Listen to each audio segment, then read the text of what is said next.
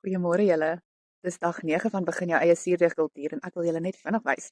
Ek het gisteraand my kultuur in 'n nuwe fles gesit want die ander een was so vuil, ek kon nie meer sien wat sy vlak is nie. So ek het hom in hierdie fles geplaas en kyk, toe ek vanoggend wakker word, toe sien ek hy het mooi verdubbel deur die nag. Soos julle kan sien, het hy al klaar weer geval. So die vloeistof is al weer onder die merk tot waar hy gegroei het basies. So dit beteken hy's gereed vir 'n voeding en dit beteken ons is so te sê gereed om ons eerste broodjies te bak. Ek sal julle deur die proses vat soos ek aangaan. Kyk hoe mooi lyk hy binne. Ek is baie opgewonde. My kombuis is nog in 'n toestand, so sodra hy in 'n werkbare situasie is, dan sal ek my kultuur weer voer. Ek gaan hom hierdie keer voer teen 'n hoër verhouding. Ek het gedink dalk so van 1 tot 2 basies. So vir elke gram kultuur, 2 gram meel, 2 gram water.